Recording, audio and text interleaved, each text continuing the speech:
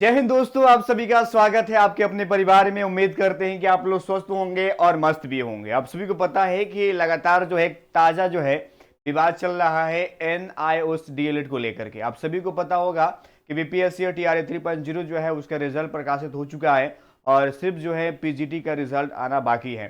Counselling की date भी जो है लगातार बढ़ रहा है और अब बताया जा रहा है कि डेट भी जो है वो आपका आगे और बढ़ जाएगा, क्योंकि PGT का रिजल्ट अभी तक जारी नहीं हुआ है और वहीं आपका जिला अलॉटमेंट भी अभी तक नहीं हुआ है।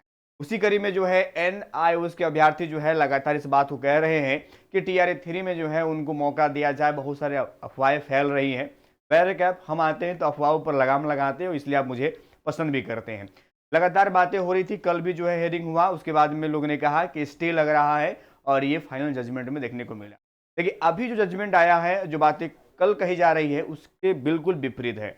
और इसमें जो बातें कहा गया उसको अगर आप गौर करेंगे तो इस बात को स्पष्ट समझ सकते हैं कि क्या सुप्रीम कोर्ट को भी गुमराह किया जा सकता है। क्या बिल्कुल किया जा सकता है। अगर आप जानकारी साझा नहीं करेंगे, जो भी न्यायाधीश होते हैं बिल्कुल उनको भी आप गुमराह कर सकते हैं। और ऐसा ही देखने को मिला। ऐसा बिहार में ये पहली बार ऐसा हो रहा है कि जहां पर एग्जाम हुए, रिजल्ट प्रकाशित हुए, लेकिन ऐसे लोगों को सीधे काउंसलिंग में मौका दिया जा रहा है जो एग्जाम के पात्र ही नहीं थे, अर्थात जो एग्जाम में बैठे नहीं, ना उनका रिजल्ट है और न ही उसकी योग्यता धारण रखते हैं अकॉर्डिंग टू TRA 3 के नोटिफिकेशन का। उनको ऑर्डर किस बेस पर दिया गया है? खैर, सरकार को 4 सप्ताह का जवाब तलब किया गया है। 4 सप्ताह के अंदर वो क्लियर करेंगे।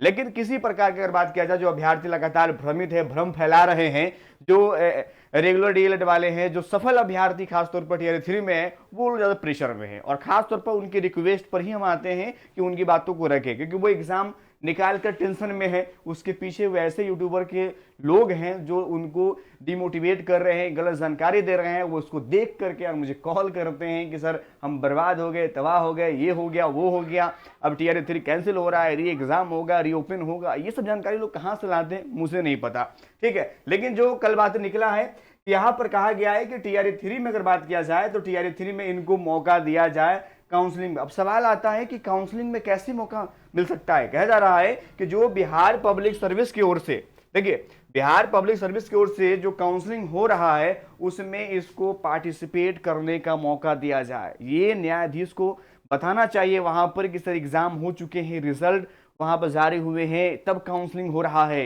नियोजित इकाई नहीं है, यहाँ पर फॉर्म आवेदन नहीं मांगे गए हैं कि आपको डायरेक्ट काउंसलिंग में मौका मिल सकता है। थोड़ा सा समझाना पड़ेगा, क्योंकि सरकार के ना कोई वकील था वहां पर और न ही किसी का विरोध था। यार क्या, जब भी कोई अगर विरोध होता है या इसके विरुद्ध कोई व्यक्ति होता है तब तो बात रखें। खैर, सरकार का कोई वकील था ही नहीं, जो बातें कहनी थी एक तरफा कहा गया और जज साहब उसी बात को वहां पर मेंशन कर दिए। लेकिन हाँ, एक पॉइंट इन्होंने क्लियर किया है कि 4 सप्ताह के अंदर में क्लियर किया जाए, ये सरकार को नोटिस दिया गया है, जो कि लगभग अगर बात किया जाए तो 21 जनवरी 2025 के आसपास होने वाला है। तो कुछ पॉइंट हम क्लियर करना चाहते हैं कि ना किसी प्रकार का स्टे है, बल्कि 200 बात करें 213 या 15 करीब जो है वैसे लोग को जो है पार्टिसिपेट करने की बातें कही गई है, जो इसका हिस्सा है। जिन्होंने फॉर्म भरा, अब रिजल्ट है या नहीं है वही लोग जाने, तो उनको जो है पार्टिसिपेट करने का मौका दिया जाए। जबकि हम आपको पहले स्पष्ट किए थे, याद होगा कल हमने स्पष्ट किया था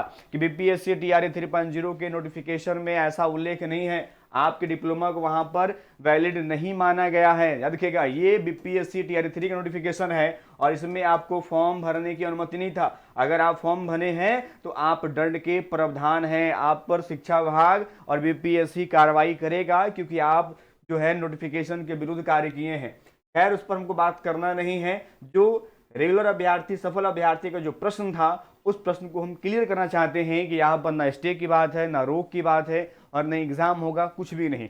बस इनका मनसा ये है कि जो अभ्यर्थी सफल है, फॉर्म भरे हैं, उनको काउंसलिंग में मौका दिया जाए। जबकि आप TRA 3 के फॉर्म भरने के योग्य आप नहीं थे, याद कि नोटिफिकेशन में आपको मौका नहीं दिया गया था, तो फिर आप फॉर्म किस बेस पर भरे?